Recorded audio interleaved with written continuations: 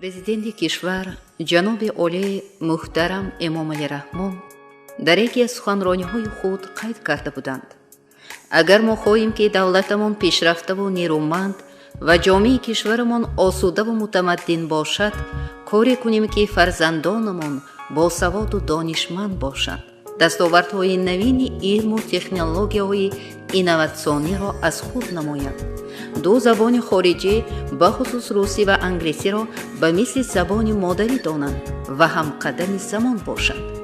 ин гуфтаҳои сарвари давлат як нав ҳушдор додани зиёиён ва соҳибфарҳангони кишвар буд, зеро маҳз воқеияти рӯз аз ҳар як фарзанди бонангу ори кишвар тақозо дорад ки ҳамқадами замон бошад. донишкадаи политехникии донишгоҳи техникии Тоҷикистон ба номи академик Муҳаммад Осимӣ дар шаҳри Хуҷанд аз замони таъсисёбиаш соли 2010 маҳз аз нуқтаи назари саҳм гузоштан ба эъмори давлати демократӣ, ҳуқуқбунёд ва дунявӣ фаъолияташро дар самти тарбияи мутахассисони касбӣ ва мутобиқ ба шароити рӯз идома медиҳад. дар донишкада 4 факултет муҳандисии энергетикӣ, сохтмон ва нақлиёт, технологияи иттилоотӣ ва муҳандисии иқтисодӣ амал менамояд. барои баландбардоштани сатҳи дониши донишҷӯён 2 маркази илмӣ тадқиқотӣ, 1 маркази омӯзиши забонҳои русӣ ва англисӣ, 8 синфхонаҳои лингафонӣ, марказҳои бақайдгирӣ, тестӣ, системаи идоракунии иттилоотӣ, 32 синфхонаҳои компютерӣ, 1 минтақаи таҷрибавию истеҳсолӣ, парки технологӣ, нашриёт, 2 маҷмӯаи варзишӣ ва хобгоҳи замонавӣ бо шароити хуб хизмат мекунад. аввалин шуда дар Осиёи Марказӣ дар донишкадаи политехникии донишгоҳи техникии Тоҷикистон ба номи академик Муҳаммад Осимӣ системаи ягонаи иттилоотӣ аз тарафи кормандон ва донишҷӯён бе ҷалби мутахассисони беруна сохта шудааст. системаи идоракунии иттилоотӣ дар шабакаи ягонаи компютерӣ амал карда, ҳамаи биноҳо, воҳидҳои маъмурӣ ва таълимии сохториро, ки дар қисмҳои гуногуни шаҳри Хуҷанд ҷойгир шудаанд, муттаҳид месозад. мувофиқи назарпурсӣ ки моҳи 1 маротиба сурат мегирад, донишҷӯён ягон маротиба аз пулгирии устодон шикоят накарданд ва ба ин асос ҳам нест, зеро ҷараёни гирифтани имтиҳон ва санҷиш аз донишҷӯёнро на муаллим, балки таҷҳизоти техникии муосир, ки дар маркази тестӣ мавҷуд аст, муайян мекунад. дар донишкада беш аз 1250 адад компютер мавриди истифода қарор дорад, ки ин ба ҳар 2 нафар донишҷӯ 1 компютер рост меояд. донишкада аз рӯи ин нишондод дар байни мактабҳои олии ҷумҳурӣ ҷойи аввалро ишғол мекунад. ҳамаи синфхонаҳо бо мултимедия проекторҳо ҷиҳозонида шудаанд. масъалаи таҳкими заминаҳои моддию техникӣ ва илмии донишкада, таъмини озмоишгоҳҳо бо таҷҳизоти муосир яке аз вазифаҳои аввалиндараҷаи раёсати донишкада ба ҳисоб меравад. ба ин хотир наздик 3 сол мешавад, ки дар назди донишкада парки технологӣ амал мекунад. бо таъсиси парки мазкур, донишкада тавонист ба истеҳсоли тахтаи электронии худӣ, ки таъминоти барномавии тахтаҳо низ аз тарафи кормандони донишкада сохта шуда, он пурра бо забони давлатӣ мебошад, шурӯъ кунад.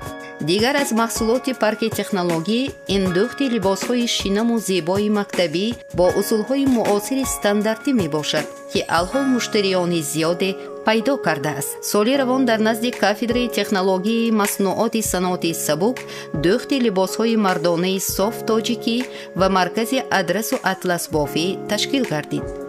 донишкада бо мақсади самаранок истифода бурдани машғулиятҳои амалии донишҷӯёни дар риштаи нақлиёт таҳсил дошта, стансияи таъмири мошинҳоро мавриди истифода қарор дод. ҳоло дар ин стансия на фақат муҳассилин донишашонро тақвият медиҳанд, балки машинаҳои ниёзмандонро низ таъмир месозанд. яке аз омилҳои баландбардоштани сифати таълим ва дараҷаи азхудкунии дониш ин ташкили лабораторияҳои забонҳо мебошад. ҳоло 8 адад чунин лабораторияҳои лингвистикӣ, компютерӣ ва барномаҳои мукаммали забономӯзӣ дар хизмати донишҷӯён қарор дорад. бо ташаббуси раёсати донишкада, аввалин шуда дар миқёси кишвар китобхонаи рақамиро ба роҳ мондааст. акнун донишҷӯи донишкада метавонад дар хона ҳам бевосита аз китобхонаи рақамӣ истифода барад. این تدبیر خاص به آنهایی که طریق تحصیلات فاصلوی تعلیم میگیرند خیلی قلای و دسترس است. حالا همه بناهای دانشکده نابسته از موقع جایگیرشویشان با انگشت گرم کرده می شوند. محض شرایط خوب تعلیم و تدریس است که دانشکده با موفقیت از اتستاسی دولتی گذشته در اساس خلاصه اگنتی نظارت صفت تحصیلات وزارت معارف کشور چون بهترین مؤسسه عالی کشور در درجه از خودکنی اعتراف گردیده است. 55% هیئت استادان دانشکده عنوان درجه علمی دارند. دانشکده از روی نشانداد استادان عنواندار تا 35 ساله میان مکتب‌های عالی کشور جای یکم را اشغال می‌کند. همچنین علاقه زیچ دانشکده با مکاتب میانه شهر و نواحی و جلب خط کنندگان بالیاقت در این سمت زمینه مهم پیش می آرد.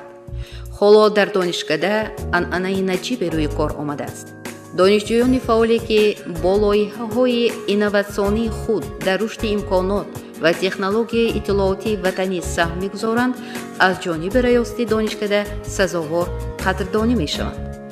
ثمره قدرشناسی زحمت‌های محصلین بود که دانشجویان دانشکده در 4 سال اخیر با به دست آوردن 15 جای اول، 20 جای دوم و 23 جای سوم در المپیاد صاحب شدند. همزمان ورزشکاران دانشکده غالب چندین کاراته چمپیونات‌های اروپا و آسیا در رشته‌های کاراته می‌باشند. خوابگاه زمانوی آشخانه بهترین در خدمت دانشجویان قرار دارد. با مقصد غنی نمودن دانش و در این زمینه تکمیل مهارت، دانشکده با یکجان مکتب‌های عالی خارج کشور رابطه‌های علمی و تعلیمی دارد. دانشکده با زیاده از 50 دانشگاه‌های جهان سازشنامه دارد که برنامه‌های ماجستراتوره، اسپیرانتوره و تحقیقات‌های سمت‌های گوناگون را به واسطه آموزند و یا تبادل دانش کنند. امینیم که من بعد نیز جامعه مهنتی استادان و شاگردان این بارگاه علم و معرفت در پیشرفت میهن عزیزمان سهم ناگزیر گذاشته در عملی گشت هدف‌های رشد 1000 ساله کوشش به خرج می‌دهند.